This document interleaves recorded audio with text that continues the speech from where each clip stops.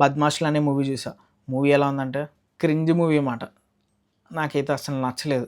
యాక్చువల్‌గా 'జాతిరత్నాలు' మూవీని ఇన్‌స్పైర్ అయ్యి దాంట్లో ఒక క్యారెక్టర్‌ని లేపేసి ఇద్దరితో ఈ మూవీ తీసినట్టుంది. అస్సలంటే అస్సలు వర్కౌట్ అవ్వలే. ఆ కామెడీ అయితే బాబోయ్ అనిపించింది. ఎక్కడ నవ్వాలో కూడా వీళ్ళే చెప్తే బాగుండేదేమో అలా ఉంది మాట. వాళ్ళే జోకేసేసుకుంటారు, వాళ్ళే నవ్వేసుకుంటూ ఉంటారన్నమాట. అలా ఉంటది సినిమా. ప్లాట్ ఏంటంటే యాక్చువల్‌గా ఈ మూవీకి ప్లాట్ అంటూ ఏమీ లేదు. ఊర్లో 2 క్యారెక్టర్స్ ఉంటాయన్నమాట. ఒకడేమో కటింగ్ చేసేటోడు, ఇంకోడేమో టైలరింగ్ చేసేటోడన్నమాట. వీళ్ళకి పనొచ్చు, పర్ఫెక్ట్‌గానే వచ్చు గానీ, అది చేయలేరు. ఫుల్లుగా బద్ధకం. చేశారనుకోండి, ఆ పనిలో వచ్చిన డబ్బులన్నీ తాగేసి పడిపోతూ ఉంటారు. సినిమా మొత్తం అదే.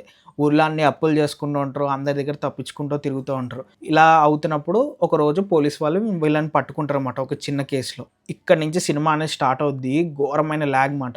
వీళ్ళ మీద కేసు బుక్ చేయరు.